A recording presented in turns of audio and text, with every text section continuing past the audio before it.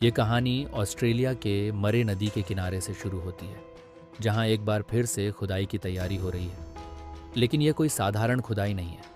इसमें कुछ ऐसा है जो देखने में साधारण लगता है, लेकिन उसके पीछे छिपे रहस्यों की गहराई असीमित है।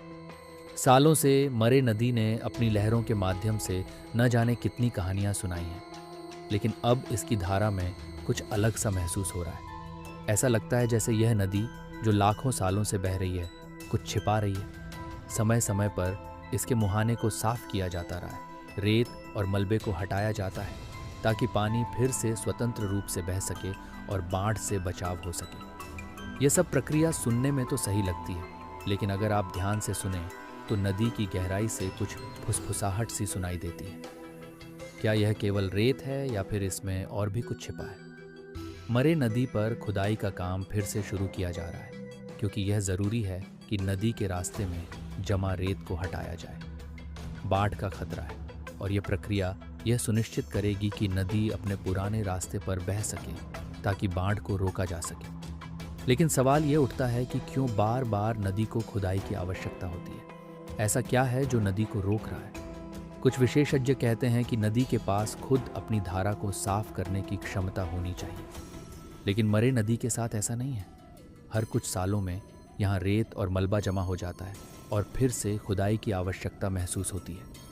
विशेषज्ञों के अनुसार अगर खुदाई नहीं की गई तो नदी का मुहाना बंद हो जाएगा और यह खुद को महासागर से काट लेगी। क्या यह प्राकृतिक प्रक्रिया है या इसके पीछे कुछ और छिपा है? क्या मरे नदी कुछ छिपा रही है? इसका जवाब खोजने की कोशिश करते हुए हम पाते हैं कि इस नदी का मुहाना समुद्र से जुड़ा हुआ है और वहाँ खुदाई से जुड़ी गतिविधियों के कई प्रभाव पड़ सकते हैं। मरे नदी के इस कदम ने कई पर्यावरणविदों को चिंतित कर दिया है। ग्रेट बैरियर रीफ, जो विश्व के सबसे सुंदर और संवेदनशील पारिस्थितिक तंत्रों में से एक है, इस खुदाई के प्रभावों से अछूता नहीं रह सकता। हर बार जब खुदाई होती है तो मलबा और धूल पानी के साथ बहकर इस रीफ तक पहुंच सकते हैं, जो वहां के नाजुक समुद्री जीवन के लिए घातक साबित हो सकता है। ग्रेट बैरियर रीफ, जो कि महासागर की गहराई में बसा हुआ है, एक अलग ही दुनिया है।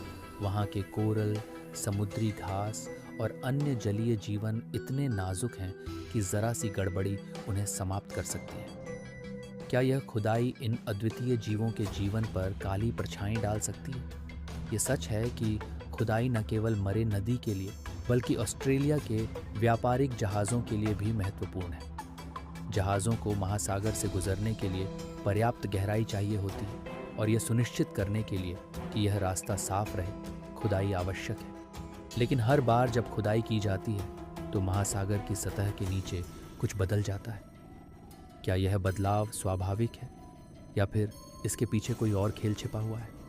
जहाज़ों के मार्ग को साफ रखने के लिए की जा रही यह खुदाई ऑस्ट्रेलिया की अर्थव्यवस्था के लिए अहम है। यह सुनिश्चित करता है कि बड़े जहाज बिना किसी रुकावट के वहां से गुजर सकें। लेकिन क्या इसके पीछे छिपे नुकसान को अनदेखा किया जा रहा है?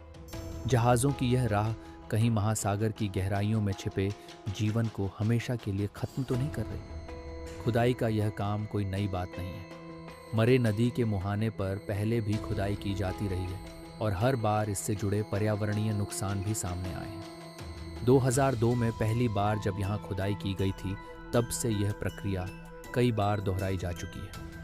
हर बार नदी का रास्ता थोड़ा और साफ हो जाता है, लेकिन साथ ही साथ नुकसान भी होते हैं। इस बार हालांकि एक नया नियम लागू किया गया है। अब खुदाई के बाद का मलबा समुद्र में नहीं फेंका जा सकता, खासकर ग्रेट बैरियर रीफ के आसपास।